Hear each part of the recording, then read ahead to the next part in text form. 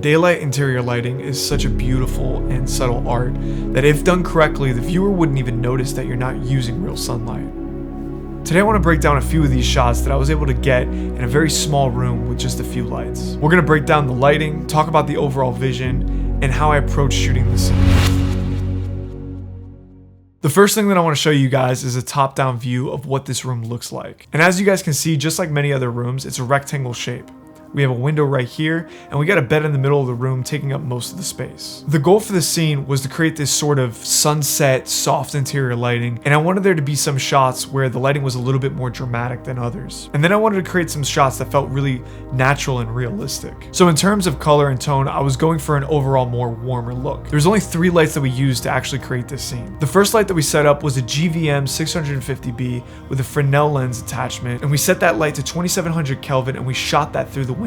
And the goal of this light was to try and mimic natural sunlight that you would see during sunset or early morning. The next light that we set up was a Coolcam 300X on a Nanlite projector mount, again set to 2700 Kelvin. Then we set up a 1C stand book light, and the goal of this light was just to bring up the overall room exposure. And if we turned it down or we even turned it off at times, it would help us create a more dramatic look like in this scene right here. And if you guys want to learn how to set up a 1C stand book light, click on this link right up here, and you guys could get a breakdown of all the gear that I use and a step-by-step guide on exactly how I do this. So let's take our first scene that we shot, which was me leaning up against this bed, writing in a notebook. In terms of lighting, the first thing that you notice is this hard light on this side of my body, which is coming from this Nanlite projector mount, but we also use a negative floppy to accentuate some of the shadows on this side of my body. And that's what's causing some of the shadows over here. Now the other thing that you notice is a pretty strong hair light or a backlight that's on me over here, caused by our 650B that's shooting from outside the window. And then of course we can't forget about the fill light that's happening from this book light that's literally 3 feet away from me just off camera on this side of my body. Now you could have shot this without the use of the book light, and I really wish that I showed a before and after. Unfortunately, we didn't film that, but really without this book light, the shadows and the contrast of the other 2 lights were way too harsh. And what this book light did was just fill in some of those shadows and bring up the exposure levels so we could really manipulate it in post. Now, if you take a look at this frame, even though it seems pretty simple, there's a lot going on here that allows for this overall image to look like it has depth. If you really take a look at it, the first thing that you could start to notice is this checkerboard looking effect that we've created here. The image goes from dark to light to a little darker area right here, and then back to light on my body, and then the other half of me is a little bit darker, and then it goes back to light again. And you can kind of see all the little different pools of light that are very intentional in the frame. This light on the left side of my body is just spilling a little bit on the bed and a little bit of the door frame. So as a viewer, you can kind of infer that there could be a window on the left side of me. So there's definitely some motivated light happening here. Now, the other thing that's important to pay attention to is the fact that there is a frame within a frame. Because we're shooting this through a doorway, it creates this sense of depth because we're shooting through something that's in the foreground, which is the door frame, and then you have me in the middle, and then you have a lot of space in the background that's a little bit blurry, overall creating a lot of depth in the shot. And the last thing that you have to pay attention to is the framing. The subject, which is me, is sort of in a third, and the angle of the camera is slightly tilted up. Now, because we focused on lighting the space and not necessarily focused on the subject or lighting, the face, we were able to quickly move the camera around and get really great shots because the overall ambience and the overall space was lit so well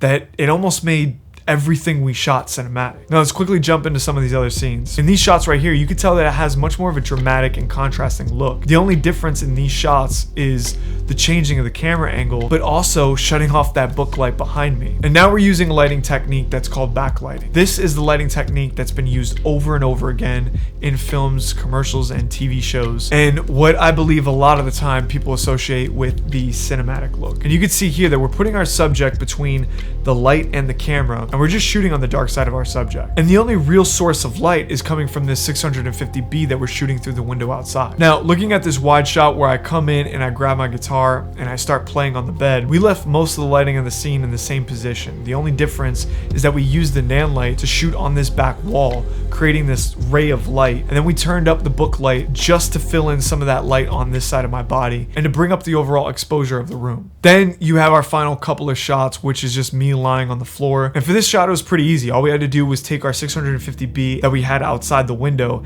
and angle it a little bit down and a little bit to the left so it spilled on this side of the frame. Now, we were pretty intentional with the angle of the light, and we got it to where it only lit this side of my body, and this side of my body was in shadow, creating that overall contrast. And then we just brightened up the book light a little bit to again bring up the overall exposure. Now, the book light is a little bit higher of a temperature and giving a little bit of a cooler look, while you do have a very warm temperature outside, which again creates a little bit more color contrast to the scene. Now, what's interesting about this particular frame is that we did do a top-down angle with our camera kind of shooting right down at me. And for this angle, this was like the only angle that we used the FX3 on because it's so small. But what really makes the scene nice is the fact that you have the light spilling on the sheets and the rug, and then you have the rug as a cooler color, contrasting colors between the teal and the warm wood floor, and then the cool shadows on this side of my body and the warm light coming on this side of my body.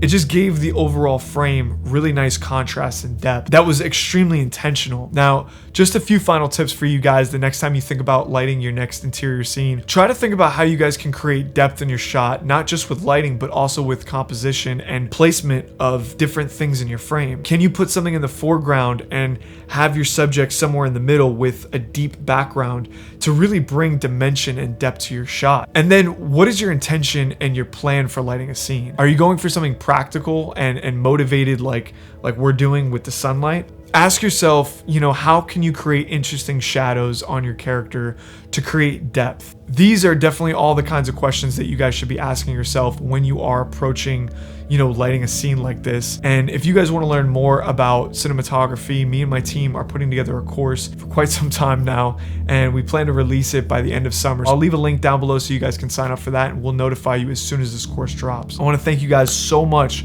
for stopping in and hanging out with me, and I'll see you guys next week. Deuces.